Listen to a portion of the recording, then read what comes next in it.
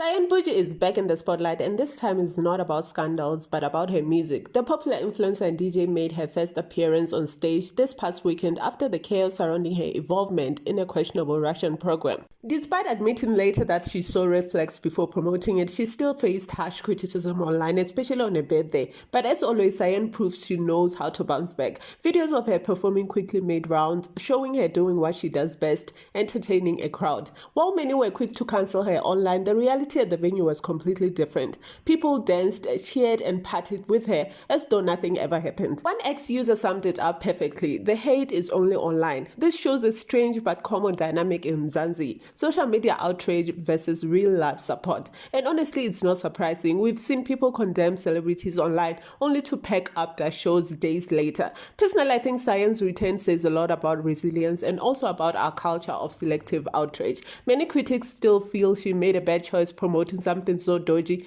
but others argue she deserves another chance. The truth is, fans often forgive fast when there's good music, good vibes, and a good party. And whether that's fair or not is another debate, but one thing is clear: Cyan Boujee knows how to turn the tables in her favor, and she remains a force in the entertainment scene.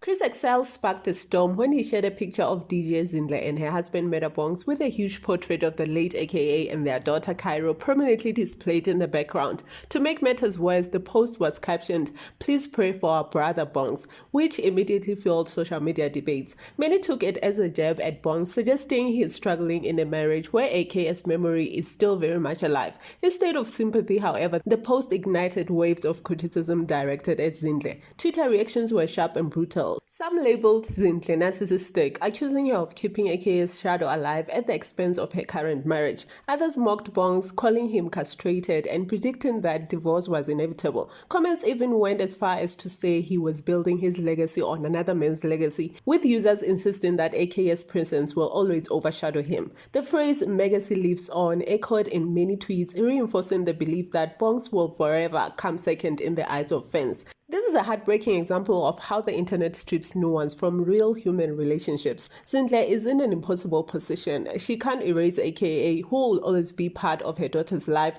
yet she's also expected to make her husband feel secure and respected. The truth is, love after loss is messy, and outsiders rarely understand the balance required to honor the past while embracing the present. Instead of dragging Bongz and Zinhle, maybe it's time people allowed them to define their relationship on their own terms without constant comparisons, especially because Murda hasn't said he is unhappy in his marriage. Jackie Phamotse is once again making headlines, but this time it's not about her books or controversies. It's about her fitness journey. The outspoken author recently showcased her toned physique online, proudly flaunting the progress she's made while under house arrest. Many applauded her confidence and dedication, seeing it as proof that she's chosen to focus on herself and her health during a difficult chapter in her life. Fitness, after all, can be a positive outlet for stress and a way to regain a sense of control. As we remember, she was sentenced in early 2024 following a lengthy 6-year legal battle stemming from comments she made online. In a 2018 tweet, she insinuated that media mogul Romeo Khumalo had been involved in a sex tape with another man, a claim widely perceived to implicate Romeo and Bastana Khumalo. The court found Phamotse guilty of defamation, criminal injuria, and contempt of court. Her sentence included the house arrest, a fine around 30,000 rand, 16 hours of community service per month, mandatory sessions with a social worker, and participation in life skills. But as always with Jackie, the internet didn't hold back from commenting on her picture.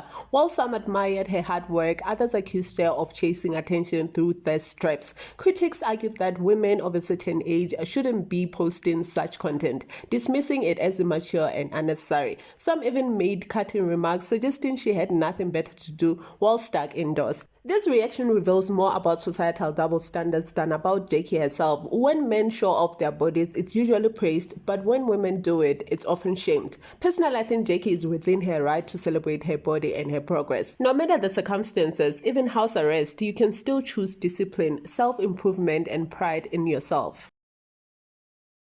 And that's a wrap on today's buzz. If you enjoyed the drama, show some love with a like and a subscription. News stories are always brewing, don't miss out. See you on the next video.